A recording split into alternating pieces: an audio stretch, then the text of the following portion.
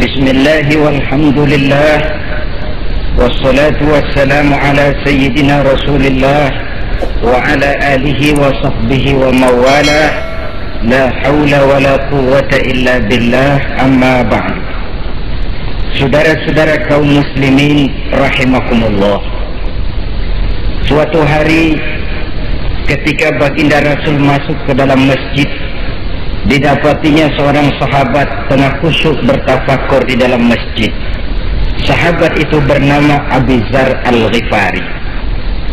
Dihampiri beliau oleh baginda Rasul, kemudian ditanya, "Hai Abi Dzar, begitu khusyuk dan tafakur engkau di dalam masjid, gerangan apa permohonanmu kepada Allah di tempat yang suci ini?" Abi Dzar menjawab, "Maafkan saya ya Rasul, saya dari tadi di masjid di sini ini bukan berdoa, lalu wirid juga tidak, i'tikaf ya setengah i'tikaf. Habis kenapa kamu di sini?" "Saya menghindar orang ya Rasul." "Menghindar orang kenapa?" "Terlalu banyak datang orang ke rumah saya nagih hutang. Saya jadi bingung mau pergi kemana. Akhirnya saya pikir tempat yang netral, yang kira-kira orang nggak datang lagi, ya ke masjid di sini. Maka saya lalu ngetem di sini. Model ke masjid bukannya wirid, zikir, takut diuber-uber hutang." Baginda Rasul senyum, lalu beliau berkata, "Hai Abi Dzar, maukah engkau aku ajarkan satu doa yang kalau kamu amalkan Allah akan bebaskan hatimu dari perasaan dililit hutang." Bukan dibebasin hutangnya, dibebasin dari perasaan dililit oleh hutang. Dan kalau ada doa yang kalau dibaca hutang jadi lunas ya enak. Jadi ini jangan keliru saudara-saudara. Kalau diamalkan hati bebas dari perasaan dililit oleh hutang. Mau ya Rasul? Lalu diajarkanlah doa itu, "Allahumma inni a'udzubika minal hammi wal hazan wa minal ajzi wal kasal wa minal jubni wal bukhl wa min ghalabati dain wa qahri rijal." Ma'asyiral muslimin rahimakumullah, banyak di antara kita yang kalau diajarkan satu doa lalu tidak mengukur diri antara doa itu dengan pribadi kita. Padahal syarat di antara kabulnya doa sejak dari adab berdoa sudah diajarkan. Berdoa itu yang baik, bersih tempatnya, bersih pakaiannya, menghadap ke arah kiblat, menengadahkan kedua belah tangan dengan khusyuk dan tawadhu, dengan serius dan penuh keyakinan bahwa doa akan dikabulkan oleh Allah. Sebab Allah dalam hadis qudsi menyatakan, "Ana inda zanni abdi bi." Aku sih, kata Allah, bagaimana sangka hambaku kepadaku saja. Kalau dia sangka baik, aku baik. Kalau dia sangka tidak baik, aku juga tidak baik. Bagaimana sangka hambaku? Jadi kalau kita berdoa sementara hati kita dalam batin ngomong, "Ah, jangan-jangan doa gua nggak diterima nih." Enggak. Kenapa? Hatinya sudah begitu. Innallaha la yaqbalu du'aan min qalbin ghafilin lahin. Allah tidak akan menerima doa dari hati yang lalai terhadap doa yang dibacanya itu.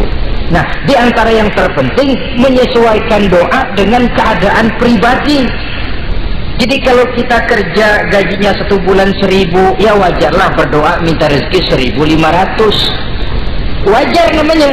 Yang 1.000 sudah ada modal kerja kita, yang 500 kita minta doa kepada Allah. Saudara hadirin, begitu juga doa yang diajarkan oleh baginda Nabi kepada Abi Dzar. Ini hakikatnya mengajarkan kita manusia untuk menjauhi penyakit rohani.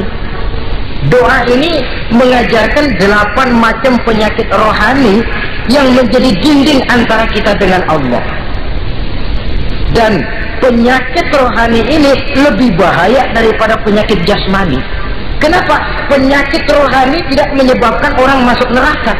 Nah, maaf, penyakit jasmani tidak menyebabkan orang masuk neraka. Yang menyebabkan orang masuk neraka adalah penyakit rohani. Di akhirat itu nanti tidak ada penduduk neraka ditanya, "Mas, sampean kenapa masuk neraka?" "Anu Pak, saya di dunia dulu korengan."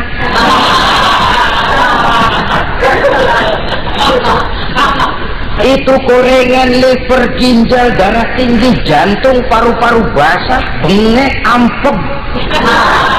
Penyakit-penyakit jasmani itu tidak menyebabkan orang masuk neraka. Yang menyebabkan orang masuk neraka penyakit rohani. Apa namanya? Sombong, hasud, dengki, ujub, ria, merasa diri lebih hebat dari yang lain, tidak ikhlas. Itu penyakit-penyakit rohani. Maka di dalam doa yang diajarkan kepada Abi Dzar dan hakikatnya diajarkan kepada kita semua, Nabi menjelaskan 8 penyakit rohani. Saya sampaikan ini pada pertemuan kali ini karena sekarang penyakit rohani jarang mendapat perhatian. Sedangkan penyakit jasmani, anak kita pilek dikit pun sudah berangkat kita ke dokter spesialis anak. Kita pusing sedikit pun sudah berangkat kita ke dokter. Tapi rohani kita menjerit, batin kita menangis. Kadang-kadang kita pura-pura tidak tahu. Apa penyakit rohani yang ada dalam doa ini? Pertama, a'udzubika minal ham. Aku berlindung kepadamu ya Allah daripada sifat ragu-ragu. Sifat ragu-ragu penyakit batin. Apa yang bisa dikerjakan oleh orang yang selalu ragu-ragu? Bahwa sebelum bekerja harus menimbang, itu perlu. Tapi kalau cuma tiap hari menimbang, kapan memutuskan? Orang sudah kemana-mana, kita masih main timbangan. Maka orang yang ragu-ragu hakikatnya orang yang sudah mengubur sebelah kakinya sebelum berangkat. Ya. Iya, tapi kalau kita nanti jadi salah kan lebih baik nggak usah berbuat. Keliru. Salah karena berbuat lebih baik daripada tidak pernah salah karena tidak pernah berbuat. Saudara salah tapi berbuat masih lebih baik daripada tidak pernah salah karena tidak pernah berbuat. Saudara baca Quran salah lebih baik daripada nggak pernah salah karena nggak pernah baca Quran. Gua nggak pernah salah dong baca Quran. Bacanya kapan? Nggak pernah. Ya paham tuh. Oh nggak pernah baca kapan mau salah? Saudara hadirin yang saya muliakan, dan orang sering bilang kegagalan pada hakikatnya adalah keberhasilan yang tertunda. Jadi kalau kita gagal hari ini, besok kita harapkan tidak akan gagal. Gagal besok masih ada hari lusa. Bagaimanapun usaha, kemauan adalah processing. Apalagi usaha untuk memperoleh sesuatu yang bernilai tinggi, bermutu mulia, panjang jalannya, banyak akibatnya, besar godaannya. Processing untuk mencapai sesuatu yang mulia itu prosesnya tidak sekali jadi kayak orang makan cabai. Itu hari dikeletak, itu hari terasa pedesnya. Untuk mencapai sesuatu yang mulia, panjang jalannya, banyak akibatnya, besar godaannya. Tapi bangunan bagaimanapun tingginya harus dimulai dari fondasi pertama. Cita-cita bagaimanapun luhurnya harus dimulai dari langkah pertama yang walaupun kelihatannya sepele, tapi sudah merupakan fondasi ke arah yang lebih tinggi. Kadang-kadang kita ini kan inginnya yang serba cepat, seolah-olah sesuatu yang mulia itu bisa datang lewat proses simsalabim, abra-gedabra. Lalu yang kita mau terwujud di depan kita alangkah mudahnya. Dan dari kegagalan-kegagalan akan lahir pengalaman. Dan pengalaman, kata orang kulon, experience is the best teacher. Pengalaman adalah guru yang paling bijaksana. Kalau adik kita jalan di tempat licin, jatuh, besok dia lewat situ lagi, gak usah dipesan juga dia pasti hati-hati. Kenapa? Pengalaman. Kemarin gue lihat sini jatuh, sekarang harus hati-hati. Tapi kalau belum pernah jatuh, kita omelin kadang-kadang ngotot. Khawatir banget, sebelum juga jatuh, ngomer melulu gitu. Tapi satu kali dia jatuh, dia sendiri akan hati-hati. Begitu kegagalan yang kita temukan dalam hidup merupakan nasihat bahwa seorang muslim tidak mungkin jatuh di tempat yang sama 2 kali berturut-turut. Kemarin lewat di situ jatuh lagi, sekarang lewat di situ lagi jatuh lagi, emang goblok dah.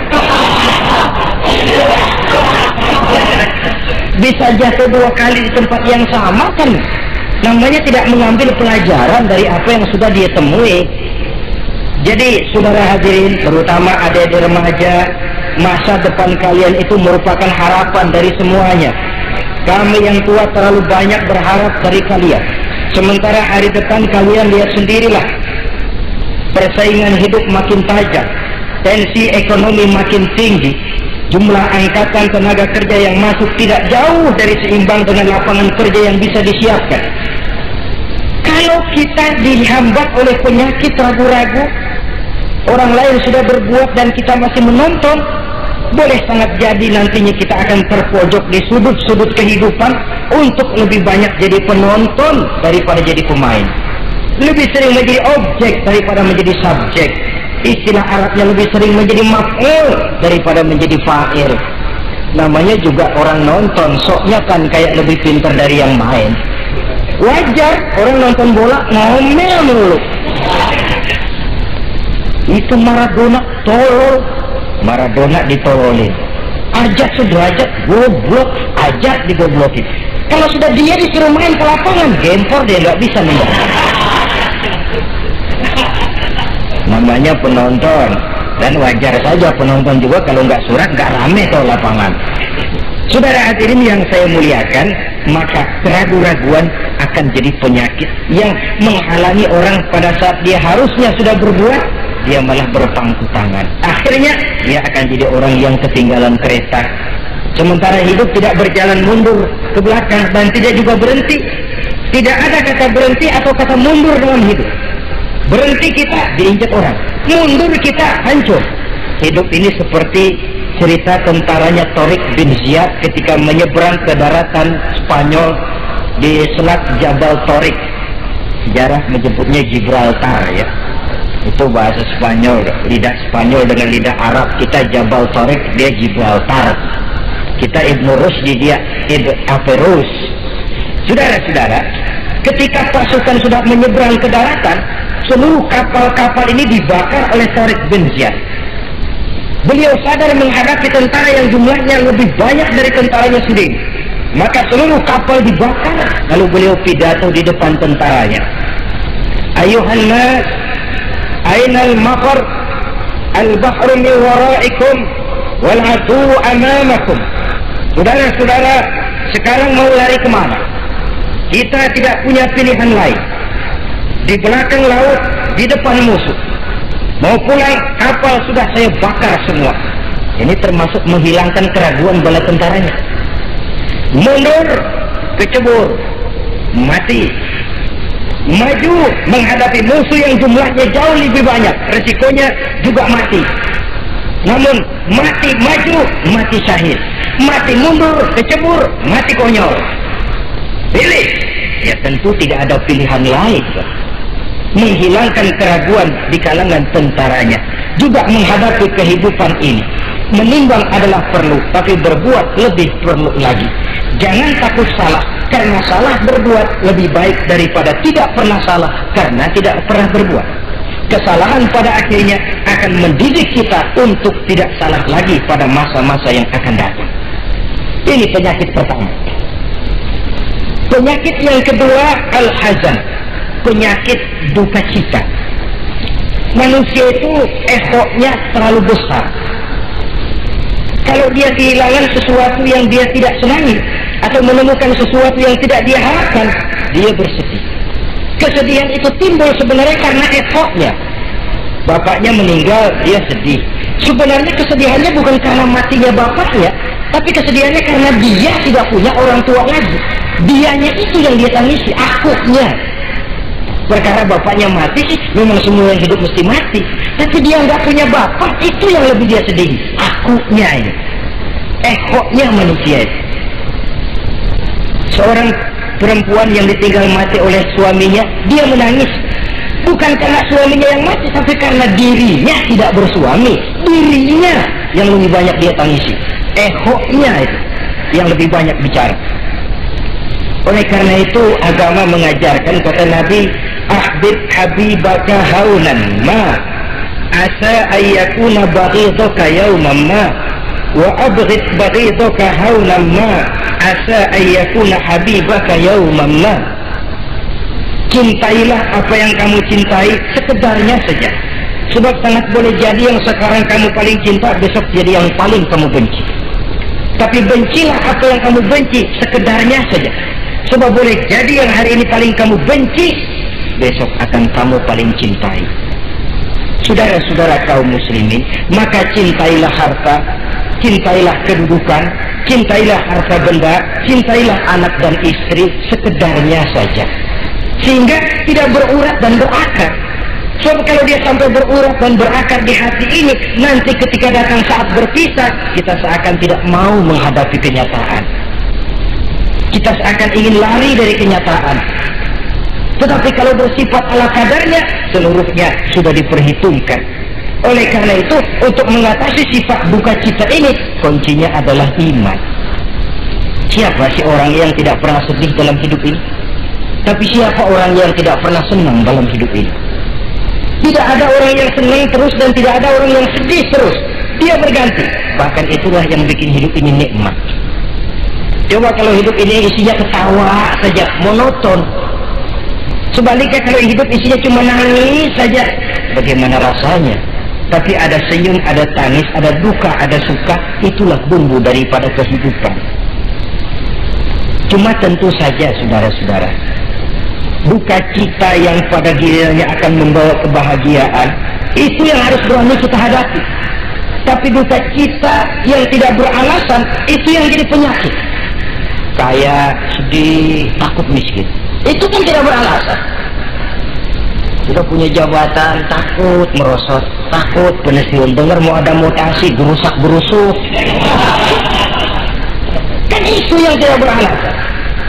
Duka cita semacam itu tidak beralasan, karena tidak sadar bahwa pada awalnya itu pun tidak dia miliki. Kalau duka cita itu akan membawa kebahagiaan, tidak perlu kita takuti.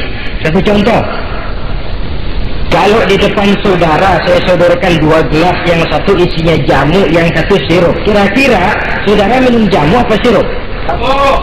Jamu apa sirup? Orang yang berpikir panjang saya yakin pasti minum jamu. Pahit memang, getir memang waktu minum, tapi besok badan sehat, tenaga kuat, gairah kerja ada, semangat hidup tumbuh. Ini orang Islam, orang yang berpikir jauh ke depan. Ke depan kemana? Dia tidak cuma mikir dunia, dia mikir kubur, alam kubur, dia mikir akhirat. Maka dia berani minum jamu. Apa jamu itu? Puasa, jamu pahit, emang enak banget puas, setengah mati. Sembahyang, jamu pahit. Sedekah, jamu pahit sekarang. Tapi besok kita pulang ke alam kubur, ya Allah, nikmat alam kubur. Untung kemarin waktu di dunia minum jamu. Waktu di dunia sembahyang, kuburan terasa nikmat. Waktu di dunia sedekah, kuburan dipakein AC. Padahal cuma goceng sedekahnya. Adapun orang yang di luar Islam, dia berpikir pendek. Yang dia lihat cuma yang di depan hidungnya saja. Dia nggak mikirin alam kubur, dia nggak mikir akhirat. Yang dia pikirin cuma dunia aja. Nggak kok mesti minum jamu pahit, sirup nih manis. Dia minum sirup manis memang waktu minum, tapi besok bibir mancung, bengkak, sirawan, sariawan itu. Saudara-saudara, sholat sirup, tidak sholat sirup manis. Orang-orang puasa dia tidak puasa, sirup manis. Bakhil, pelit, sirup manis. Apain sedekah? Ya tumpuk aja tuh harta dah, jangan disedekahin. Sirup manis memang. Besok dia pulang ke alam kubur, baru terasa bibirnya pada bengkak, baru timbul, gua nyesel banget minum sirup kemarin.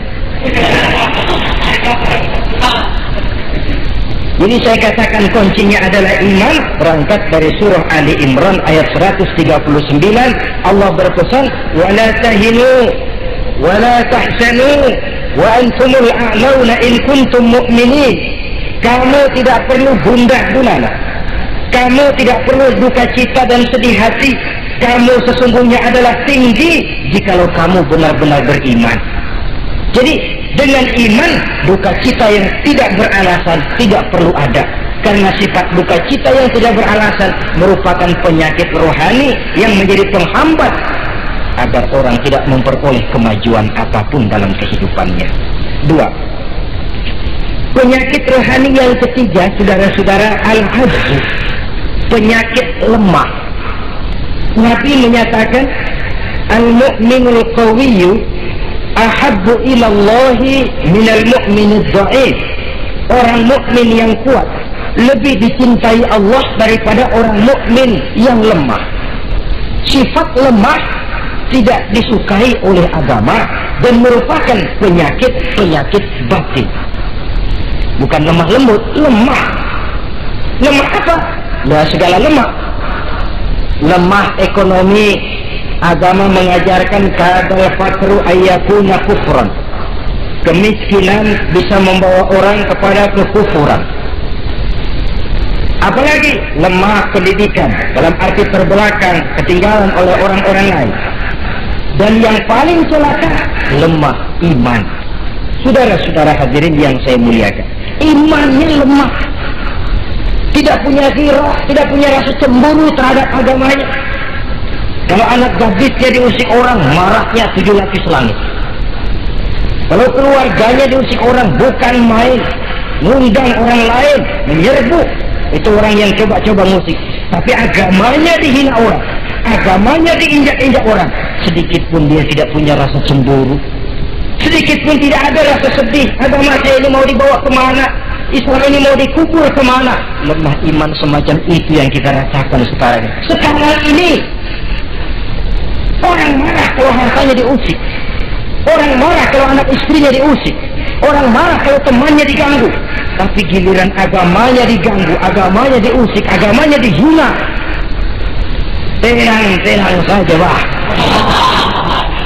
Tidak ada itu gairah, tidak ada itu rasa cemburu terhadap agama.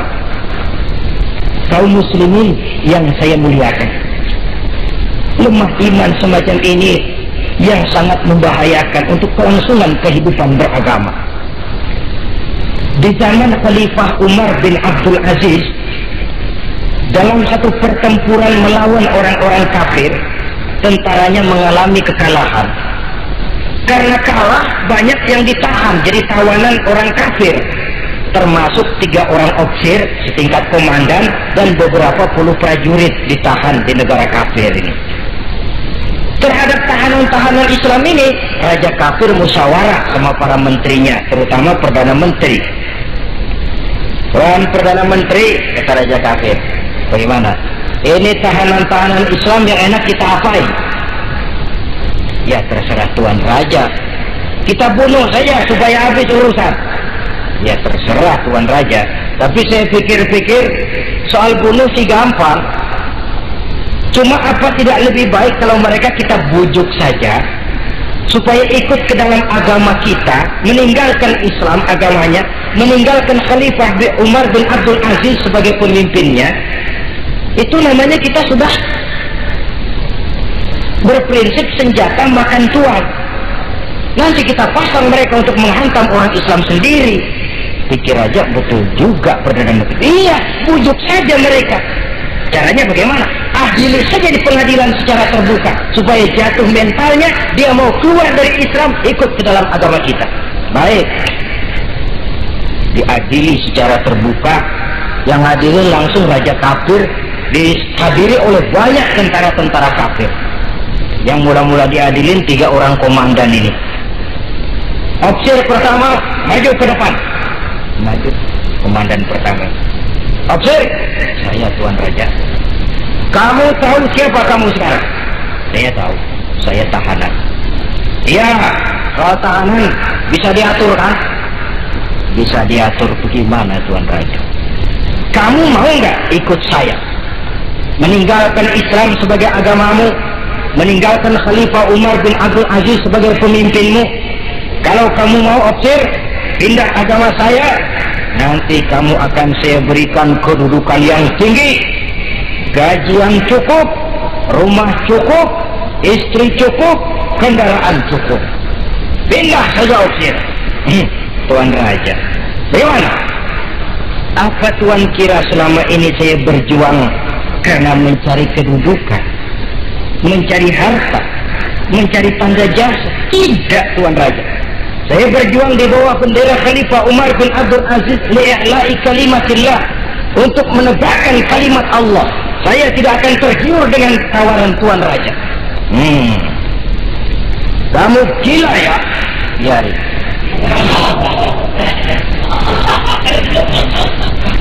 Kamu berani dari kemarin. Opsir, kalau kamu tetap dengan pendirian kamu, kamu akan saya bunuh. Silahkan Tuan Raja. Lebih baik nyawa terpisah dari badan, asal iman jangan berpisah dari hati. Gila ini. Biarin. Bunuh. Datang Al-Qujo, dipancung kepalanya, putus lehernya dengan badannya pisah. Jatuh kepala itu ngejunting ke bawah, muter kepala itu kayak orang tua sambil ngaji baca Quran. Tinggal kepalanya saja, bisa dengan badan masih sempat ngaji. Sampai Raja Kafir bingung, minggir, ini ada kepala ngaji. Ayatnya yang dia baca, ya ayyatuhan nafsul mutmainnah, irji'i ila rabbiki radiyatan mardiyah. Wahai jiwa yang tenang, kembalilah kamu menghadap Allah dengan ridho dan diridhoi. Engkau gugur sebagai syahid, tidak tergiur oleh bujukan harta, tahta, dan kedudukan. Niatmu ikhlas karena Allah. Kembalilah menghadap Allah dengan ridho dan diridhoi. Wadkhuli fi ibadi wadkhuli jannati. Masuklah ke dalam golongan hamba-hambaku, masuklah ke dalam surgaku. Di penghujung ayat, matanya tertutup dengan rapat, bibirnya senyum menghadap Allah, gugur sebagai syahid. Raja Kafir geleng kepala, dasar santri gila, sudah mau mati masih ngaji. Opsir yang kedua, komandan kedua yang jadi tahanan ini, kata Raja, opsir kedua, saya Tuan Raja, kamu sudah lihat temanmu opsir pertama tadi? Sudah Tuan Raja. Mati kan? Mati. Kamu mau mati? Atau mau ikut saya keluar dari agamamu Islam dengan pangkat cukup, gaji cukup, rumah cukup? Bagaimana? Sudah Tuan Raja. Sudah apa? Sudah, jangan banyak omong.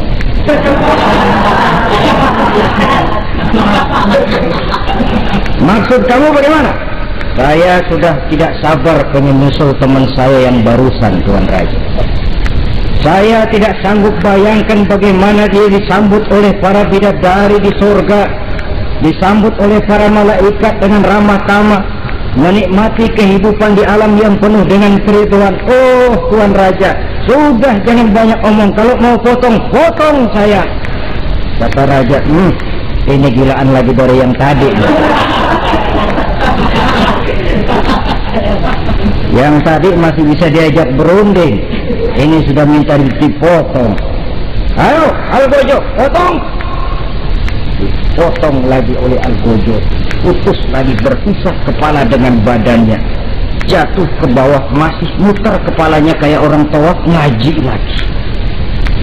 Ayatnya yang dia baca, wujuhun yawma izin nadhirah, wujuhun yawma izin nadhirah, ila rabbiha nazirah. Wajah mereka pada hari itu berseri-seri, kepada Tuhannya mereka memandang, matanya terpejam dengan rapat, bibirnya senyum menghadap Allah. Syahid lagi yang ketiga ini. Nah, kata Raja, Sekarang komandan opsir yang ketiga, panggil. Opsir ketiga, saya Tuan Raja. Sudah dengar nasib dua orang temanmu? Sudah Tuan Raja. Mati? Mati. Kamu bagaimana? Saya mau ikut Tuan Raja. Jadi kamu mau ikut saya? Mau Tuan Raja, saya mau. Mau meninggalkan Islam sebagai agamamu? Mau Tuan Raja. Mengkhianati khalifahmu Umar bin Abdul Aziz? Iya Tuan Raja. Daripada hidup saya kan, daripada mati mendingan hidup Tuan Raja.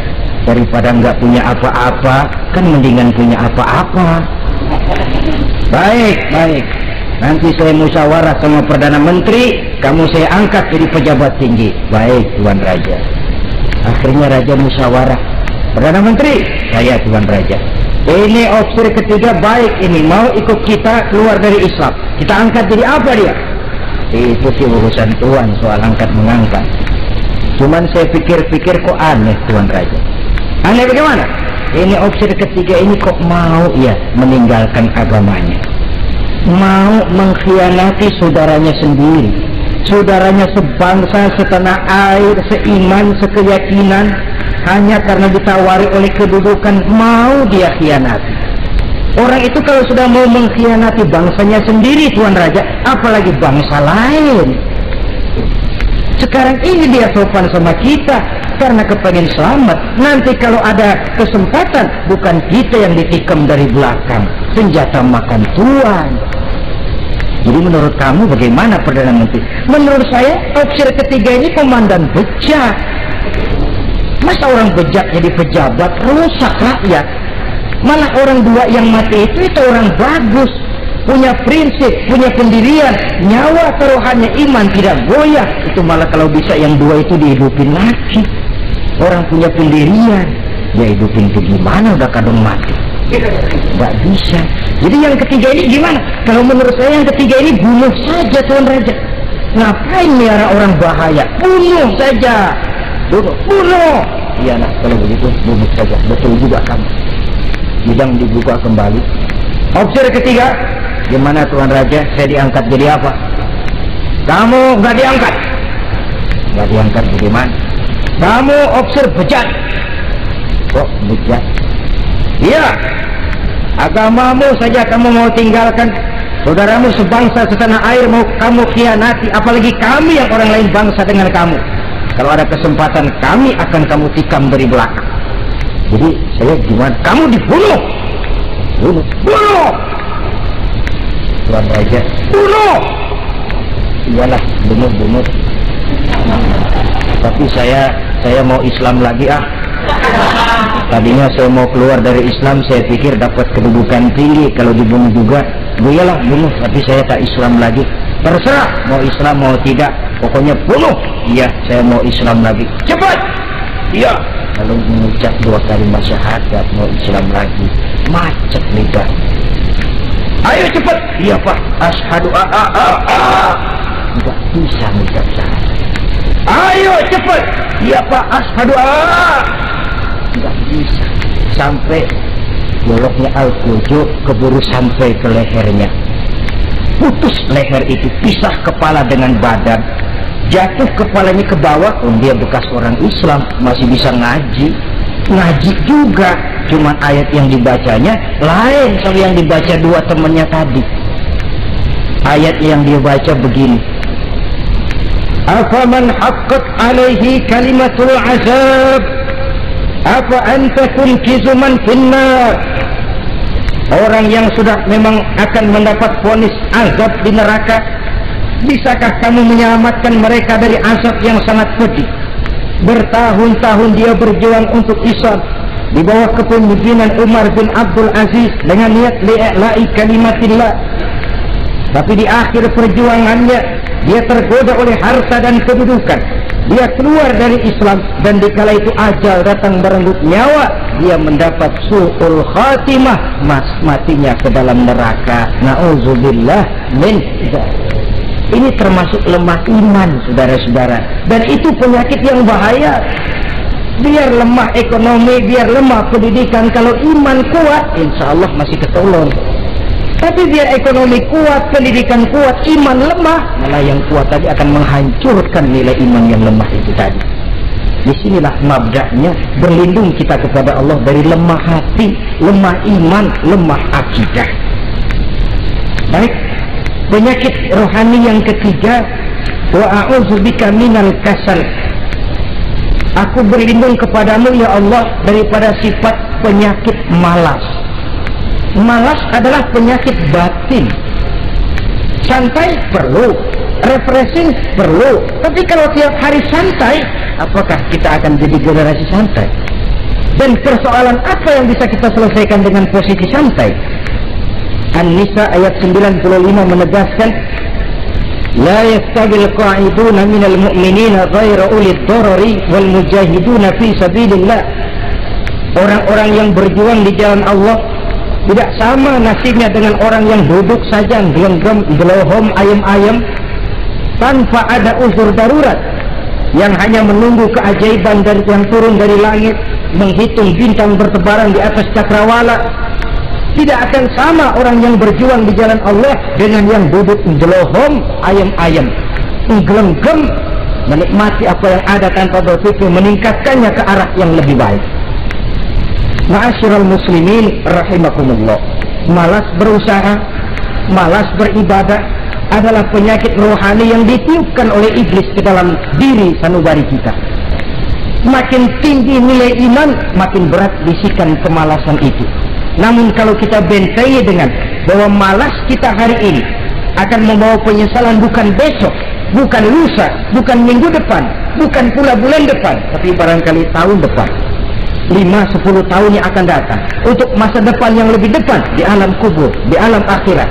Akibat penyesalan di dunia akan terasa di sana nantinya. Allah telah memberikan hidup. Dalam hidup kita diberikan energi, daya dan kekuatan. Manfaatkan daya dan kekuatan itu untuk berusaha dan bekerja. Allah tidak suka kepada orang yang bermalas, berpangku-pangku tangan menunggu keajaiban dari langit sambil berleha-leha. Allah suka kepada orang yang bekerja keras, karena seluruh rasul bekerja keras, seluruh para nabi bekerja keras. Saudara-saudara, hanya istana yang ditegakkan dalam khayalan saja yang bisa dijangkau dengan bermalas dan bersantai-santai. Tapi istana dalam wujud kenyataan hanya bisa dicapai dengan kerja keras dan semangat menghadapi kehidupan. Yang kelima, wa a'udzubika minal jubn. Kami berlindung kepadamu ya Allah daripada sifat takut. Saudara-saudara, setiap orang terlahir membawa fitrah. Fitrah itu juga bisa berupa sifat. Tiap orang punya sifat takut, tiap orang punya sifat berani. Lingkungan, pendidikan, pergaulan menumbuhkan mana yang lebih subur. Kalau takutnya lebih subur, dia akan jadi penakut. Kalau beraninya lebih subur, dia akan jadi pemberani. Masalahnya sekarang kapan kita harus berani, kapan kita mesti takut, kan itu saja.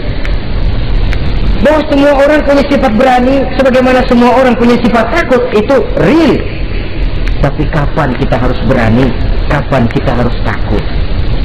Agaknya surah An-Nisa ayat 77 cukup menjadi sindiran.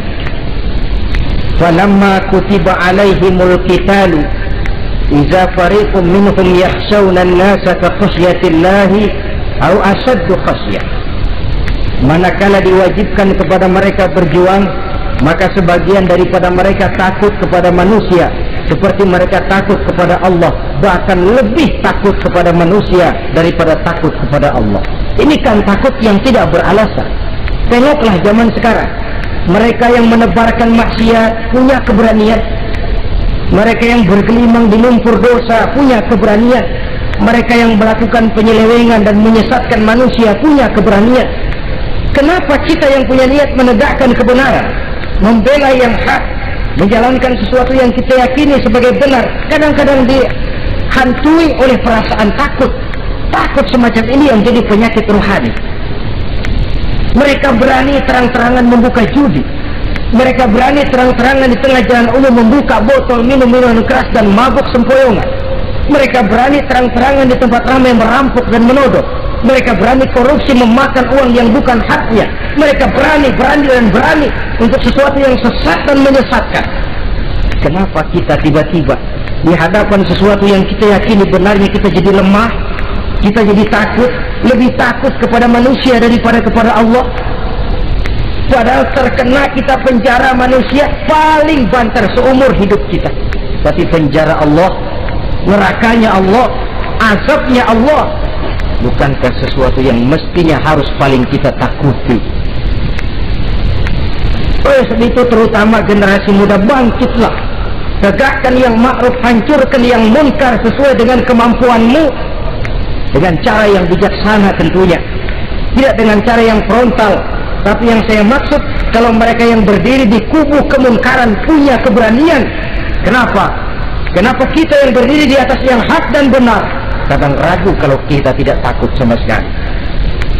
Saudara-saudara kaum muslimin rahimakumullah, oleh karenanya kita takut, memang takut kalau harus melanggar perintah Allah. Kita harus berani pada saat kita merasa melaksanakan apa yang diperintahkan Allah, berani terhadap melaksanakan perintahnya, takut kalau sampai melaksanakan larangannya. Jadi ada waktunya kita berani, ada waktunya kita takut.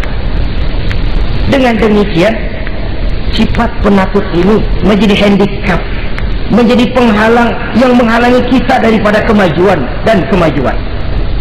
Iya, Islam sih Islam, Pak. Tapi kalau nanti saya dipecat, anak saya makan apa, Pak? Islam sih Islam, Pak. Tapi ini risikonya, Pak. Bukankah Nabi sendiri pernah memang memperingatkan, sayati ala ummati zamanun al-qabidu ala dinihi kal-qabid ala al-jamrah. Akan datang satu masa di tengah umatku di mana pada masa itu orang yang konsekuen dan teguh memegang agama seperti memegang bara di tangan. Dipegang tangan terbakar, dibuang bara terlepas. Konsekuen megang Islam, risikonya berat. Melepaskan dan masa bodoh terhadap Islam bertentangan dengan batin. Dikala itu beruntunglah orang-orang yang teguh dan kuat memegang agamanya. Ma'asyiral muslimin rahimakumullah, hanya sifat berani yang menyebabkan Islam berhasil menembus dinding Jazirah Arabia, memasuki Bizantium dan Persia, mendarat di Spanyol, memasuki Selat Jabal Tariq, pada gilirannya mewarnai hampir 2/3 belahan bumi, menjadi mercusuar di lapangan ilmu dan peradaban. Berani karena benar. Jadi yang saya anjurkan itu bukan berani babi. Tahu berani babi? Mau nyeruduk aja. Berani yang tanpa perhitungan itu berani babi namanya, nyeruduk aja. Ya kalau kelempengan yang diseruduk tahu empuk. Tapi kalau yang diseruduk mesin giling kan bongkar kepalanya.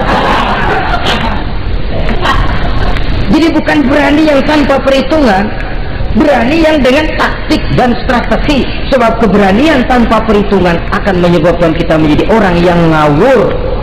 Dalam istilah sosial dinamakan trial and error, spekulasi namanya.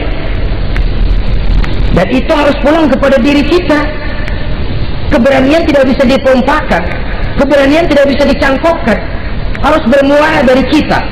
Contoh saja, ketika Nabi dan Abu Bakar di Gua Sur, Quraisy kafir yang ngejar sampai di situ, kalau mereka nengok ke bawah, Nabi akan kelihatan. Abu Bakar sedikit grogi, Nabi tampil dengan mantap, la takhaf wa la tahzan ya Abu Bakar, innallaha ma'ana. Abu Bakar, kamu tidak usah takut, kamu tidak usah khawatir, Allah bersama kita. Keberanian timbul karena yakin ini jalan Allah, yakin Allah pasti akan bela. Keberanian itu nggak bisa dicangkokin, nggak bisa cuma teriak, saudara-saudara jangan takut, Allah bersama kita, mulutnya. Tapi kalau hatinya juga perang, apa iya, itu sudah tertarung di kaki sendiri. Jadi memang harus ada variasinya. Ibarat pepatah, tukang joget yang baik ngerti irama gendang. Kalau kita terlalu keras gampang dipatahin orang, kalau kita terlalu lemah diinjek terus. Mestinya tahu kapan mesti keras, tahu kapan mesti lemah lembut.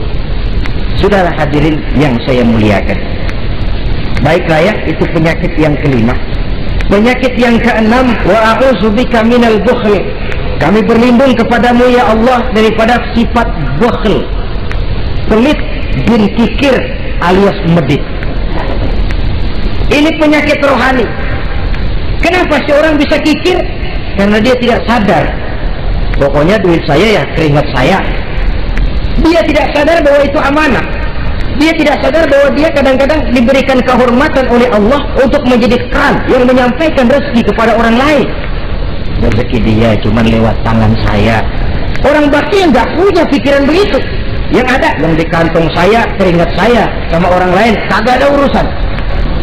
Kalau dia sadar rezeki saya cuma lewat tangan, rezeki dia cuma lewat tangan saya, dia berfungsi sebagai keran, rasa bakhil itu tidak perlu ada. Yang kedua, orang bisa bakhil karena jama'a mala wa addada. Suka ngumpul-ngumpulnya harta lalu ngitung-ngitung. Ngitung. Orang kalau terlalu ngitung kan yang ada kurang dulu. Kebangetan ngitung dulu. Aduh, 10.000. Kalau 15.000 aja enak aturnya. Dapat 15.000, tanggung dikit lagi. Kalau 20 aja cukup dan nih. Yang nggak pernah cukup sesungguhnya. Jama'a malan wa addada. Kalau sudah kesina, dia akan sampai kepada yahsabu anna malahu akhlada. Dia akan menyangka bahwa harta itulah yang bisa mengekalkan dia. Ya mengekalkan kebahagiaannya, ya mengekalkan keluarganya, ya mengekalkan umurnya, ya mengekalkan kehidupannya sampai kepada tahapan keliru. Kalau sudah begitu, berat pisah sama harta. Duitnya 100.000, hilang 1.000. Yang hilang doang tuh yang dia pikirin. Yang masih ada yang 99.000 dia nggak ingat. Waduh, mati gua. Ngapa duit 1.000 hilang, mati. Padahal yang ada ketimbang yang hilang masih lebih banyak yang ada. Hilang itu yang 99, yang 1.000 yang dia ingat. Hilang 1.000, mati gua dah, mati gitu. Kalau datang orang gantiin, lo jangan sedih dah, nih digantiin 1.000, bikin kenceng nangisnya.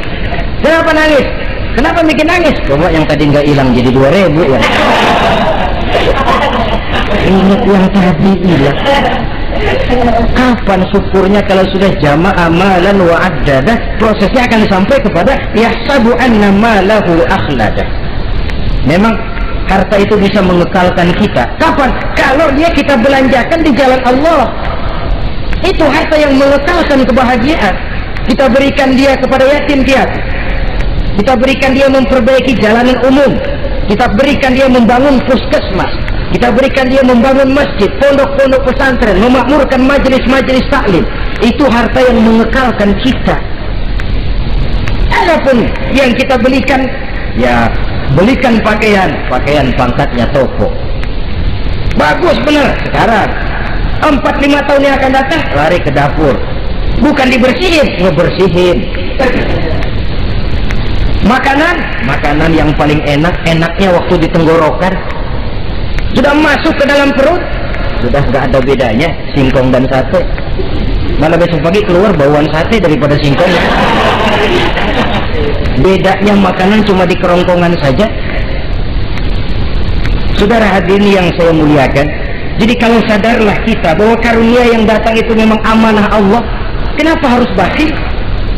Bahwa rezeki orang harus lewat tangan kita, kenapa harus mengelak? Tidak ada orang jatuh miskin karena dia dermawan. Tidak ada orang jadi susah karena banyak menolong orang. Karena mungkin keberkahannya yang penting itu. Dia menolong orang, orang tidak bisa membalas, tapi Allah membukakan jalan lewat jalan lain yang tidak dia perkirakan sebelumnya. Masyarul muslimin, apalagi kalau orang itu adalah orang yang dekat dengan kita. Maksud saya ibu bapak kita. Oh, itu balasannya paling kontan. Berbuat baik kepada ibu, berbuat baik kepada bapak. Ada rezeki sedikit, belikan makanan yang disenangi orang tua kita. Pak, ibu, alhamdulillah ada rezeki, ini makanan kesukaan bapak, ibu. Belum kita sederhana, sepele, Allah akan balas, dan itu paling kontan lewat jalan yang tidak kita sangka-sangka. Ibu bapak, yatim piatu terutama juga. Saudara kaum muslimin rahimakumullah. Oleh karenanya, sekali lagi tidak ada orang jadi kaya karena dia kikir, pelit. Kenapa sih tuh orang jadi miliuner? Oh, dia dari muda pelit banget. Tidak ada. Dan tidak ada orang jatuh bangkrut karena rajin sedekah. Kata Nabi, inna sadaqatal mar'il muslim tazidu fil umri wa tadfa'u mitata su'i. Sesungguhnya sedekahnya seorang muslim bisa menambah panjang umur dan menyelamatkan orang dari mati secara su'ul khatimah. Panjang umur bisa artinya jumlahnya tambah, bisa berarti walaupun orangnya sudah mati, namanya tetap hidup dikenang orang kebaikannya. Itu pun panjang umur namanya. Namanya tidak hancur walaupun jasadnya hancur masuk ke dalam tanah dimakan oleh cacing tanah.